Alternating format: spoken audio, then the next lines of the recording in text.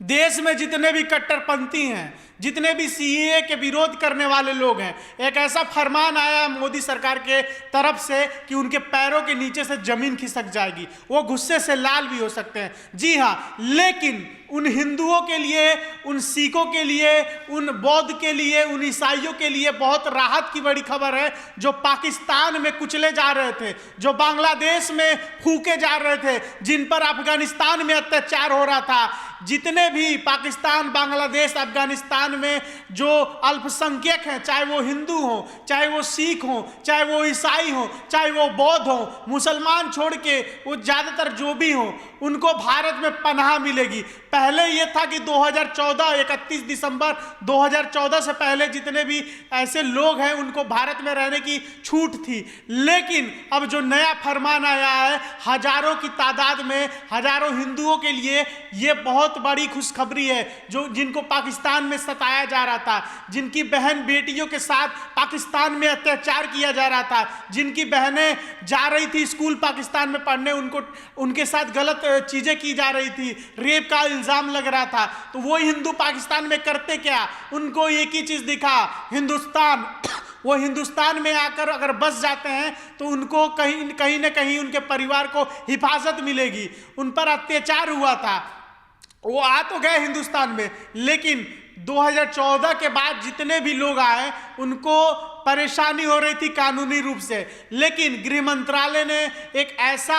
Notification जारी किया है जिसके बाद से खुशहाली है उन हिंदुओं परिवारों में। इसी मुद्दे पर ज़्यादा जानकारी के लिए हमारे साथ सद्दाम करीमी हैं, इनसे जानेंगे। सद्दाम, जिस तरीके से पाकिस्तान, अफगानिस्तान और जितने भी बांग्लादेश की मैं बात करूं, वहाँ पर हिंदुओं पर जिन पर अत्याचार हो रहा है वो भारत में आकर रह सकते हैं, और 2024 से पहले जो रह रहे हैं उनको खुली छूट मिल गई है, बिना किसी पासपोर्ट और बिना किसी ट्रेवल डॉक्यूमेंट्स के वो यहाँ रह सकते हैं। तो इसको आप कैसे देखते हैं? वही चीज़ें मैं कह रहा हूँ कि जैसे कि अभी जो हिंदू, सिख, ईसाई, बौद्ध धर्म को लेकर जो बातें बताई गई है और मोदी सरकार की तरफ से जो नोटिफिकेशन जारी हुआ है उसमें साफ तौर पे यही कहा गया है कि जो लोग मतलब जो पाकिस्तान या अफ़गानिस्तान फिर बांग्लादेश में जो हिंदू वहाँ रह रहे हैं, जिस पर साफ तौर पे उन लोगों को छूट दी गई है पारितोष, जिसका मतलब हिंसा में उत्पीड़न हुआ है, जाति को, धर्म को लेकर जिनको सताया गया है, उनका कोई अगर कागजात नहीं है तो भारत में उनको आने की इजाज़त है और रहने की इजाज़त है।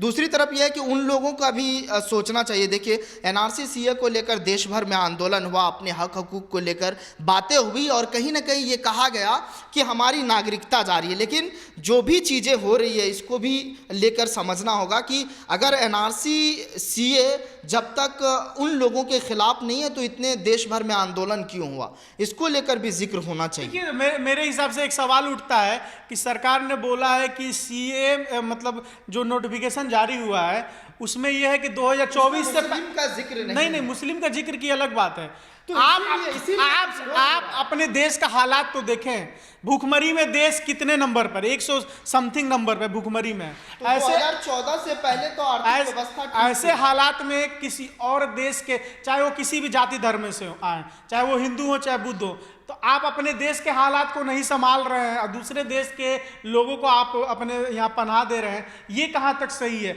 और सबसे बड़ी बात, बिना पासपोर्ट और बिना किसी ट्रैवल डॉक्यूमेंट के, तो ये देश की सुरक्षा पर भी तो सवाल उठता है। तो इसकी जांच कौन करेगा? जिसकी सरकार है, जो कानून व्यवस्था में लोग बैठे हैं, जाके गृह मंत्री अमित शाह चेक करवाए इन सब चीज़ों को, वो आदेश दे उन अधिकारियों को कि जो बिना वीज़ा, पासपोर्ट, अगर बिना डॉक्यूमेंट के अगर भारत के अंदर घुसता है या आता है तो आपको क्या लगता है बिना डॉक्यूमेंट के ये लोग आ जा रहे होंगे? तो क्यों नहीं जांच हो रही है? क्यों सुरक्षा व्यवस्था में चूक हो रही है? मान लीजिए कल होके पहलगाम जैसे कोई और मतलब हमला होता है तो ये तो देश के लिए खतरनाक है ना पारितोष। सुरक्षा व्यवस्था को लेकर अगर ठीक करनी है तो वहाँ के अधिकारी को यह आदेश देना चाहिए कि वहाँ जो भी चीज़ें हो रही है, चाहे वो चेकिंग को लेकर हो, जो जांच व्यवस्था होती है उनको लेकर हो, इन सब चीज़ों को लेकर तो जांच करेंगे ना, तभी तो जो बाहर के जो लोग हैं जो आना चाहते हैं, जो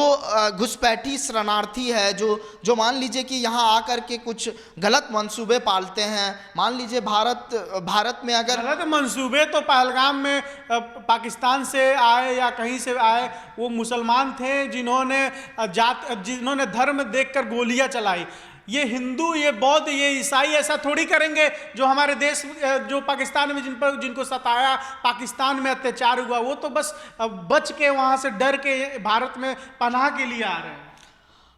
हाँ, ये कहीं ना कहीं मतलब जो मतलब वहाँ से आने की जो बात हो रही है, मान लीजिए उन पर अत्याचार हुआ है तो तभी वो पनाह ले रहे हैं, लेकिन क्या पता उसी में से कोई ऐसे बहुत सारे लोग हैं। ऐसा नहीं है कि सिर्फ मुसलमान ही आतंकवाद होता है, मुसलमान ही ये मतलब कहीं ना कहीं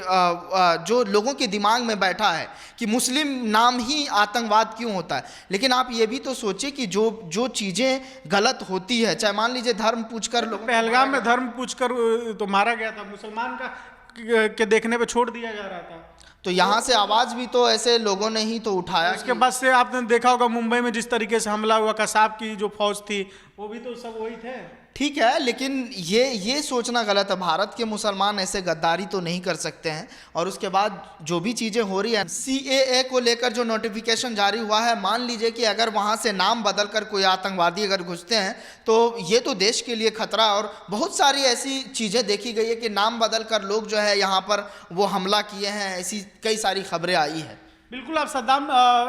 आपका जो आखिरी में सवाल था, बिल्कुल आपने सही सवाल उठाया कि क्या पता जो लोग आ रहे हैं भारत में, चाहे वो बौद्ध हो, ईसाई हो, सिख हो, चाहे हिंदू हो, उसमें से अगर कोई घुसपैठिया अगर आ गया गलती से या सही से जांच नहीं हुआ वो आ गया, तो ये देश की सुरक्षा पर बहुत बड़ा सवाल खड़ा हो सकता है। लेकिन एक बात और है, अमित शाह पूरी तरीके से मुस्तैद हैं, राजनाथ सिंह मुस्तैद हैं और गृह मंत्रालय पूरी तरीके से हर तरह का छानबीन कर रहा है, हर तरह का डॉक्यूमेंट खंगाला जा रहा है। लेकिन दो चीज़ और बोली गई है कि पासपोर्ट नहीं है फिर भी आप यहाँ रह सकते हैं। लेकिन हमारे देश के आर्मी पर भरोसा है और इंटेलिजेंस पे भरोसा है देश को, वो सही से छानबीन करे और एक भी घुसपैठिया यहाँ भारत में ना रह पाए। और जितने भी हिंदू यहाँ पर आए हैं पाकिस्तान से, उनके लिए बहुत बड़ी खुशखबरी है। जो भी दर्शक देख रहे हैं, कि मैं उनको दोबारा से बता दूं कि पाकिस्तान में जिन हिंदुओं पर अत्याचार हो रहा था, जो 2024 से पहले भारत में रह रहे थे, लेकिन किसी कानूनी प्रक्रिया की वजह से उनको दिक्कत हो रही थी, अब दिक्कत नहीं होगी। अब वो आराम से खुली हवा में सांस लेते हुए भारत में रह सकते हैं। इस खबर पर आप क्या सोचते हैं, अपनी राय कमेंट में जरूर दें। अगर हमारे चैनल को सब्सक्राइब नहीं किए हैं तो कृपया करके सब्सक्राइब करें और इस वीडियो को इतना शेयर करें कि पाकिस्तान तक ये वीडियो जाए और उनको पता चले कि भारत की ताकत क्या है, भारत के लोग कैसे होते हैं, पनाह देते हैं जिन पर अत्याचार होता है।